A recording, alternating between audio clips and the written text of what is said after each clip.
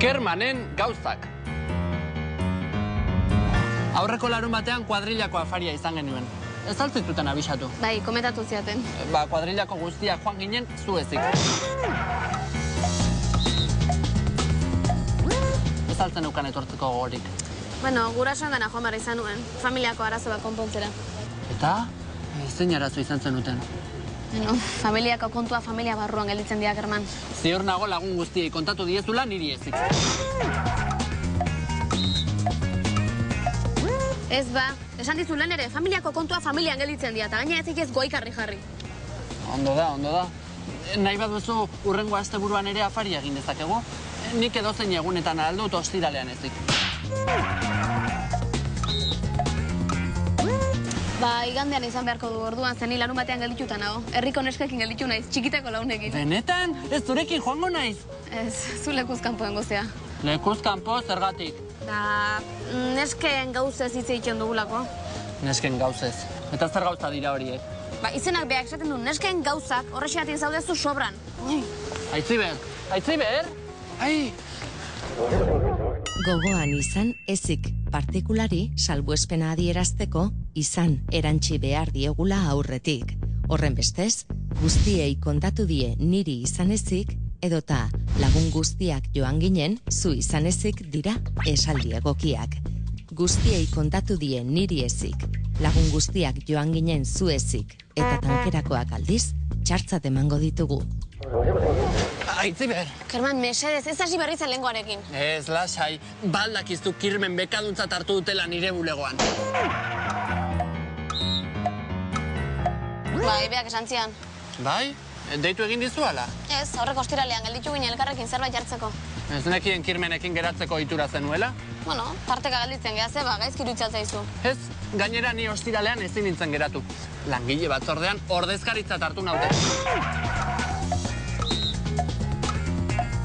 Eta bilera neukan ostiralean. Bueno, ala ere ez geneukan zu gonbidatzeko asmorik. Ez? Ez zergatik? Bueno, tarteka kirmen eta bioi bakarrik gelditzea gustatzen zaigulako. Bakarrik zertarako? Zertako izango da, gure gauza ez itzeiteko. Zuen gauzak. Tontotzat hartu nauzue, ala? Ni kritikatzeko geratzen zarete, horixe. Bueno, erotu einalgea, eo. Ni kirmenekin gelditzen ez gure gauza ez itzeiteko, zurekin gure gauza ez itzeiteko gelditzen ezen bezala esen. Orduan guk ere gure gauzak ditugu? Bai. Gure gauzak! Kerman! Ez nahastu, Kerman idazkari hartu dute eta Kerman idazkaritzat hartu dute egiturak ez baitute esan nahi bera. Kerman idazkari hartu dute esango dugu, idazkari lanak egiteko hartu dutela esateko. Kerman idazkaritzat hartu dute esatean berriz, Kerman idazkaria iruditu zaiela azalduko dugu. Aitziber galdera bat. Ara, Kerman, ez hasi berriz ere. Zuetzea inor nizeiekin gelditzen izan kontrolatzeko. Ez lasai. Orain ulertu dut guztia. Familiako gauzak daude. Nesken gauzak daude. Lagunen arteko gauzak daude. Bulegoko gauzak daude. Oso, kitxo, ulertu behazu posten naiz. Bai, guztia ulertu dut gauzatxo bat izan ezik.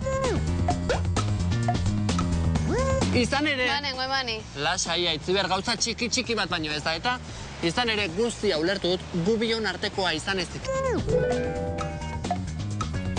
Nola gubion artekoa? Gure gauzak tontotzat hartuko nauzu, baina nik ez dakizen gauza diren. Jode, Kerman, ni nire gauzak otatzen dizkizut eta zu zureak. Adibidez, langile batzordekoa. Bai, bulegoko langile batzordean ordezkari hartu naute. Eta Euskaltegiko udalekuetan begirale hartu naute, baina horrek... Begirale hartu altzaituzte. Poste naiz? Bai, oso lan polita izango da. Gainera, ume guztiek irakasletzat hartuko naute. Eta ni ere ikaslea izango naiz. Baina ez da hori kontua. Izan ere, gauza hauek nire gauzak dira. Ez daukate zurekin harremanik, beraz, zeintzuk dira gure gauzak. Tira, Kerman, Gainera, badira zuk aipatu ez dituzun gauza batzuk. Zeintzuk?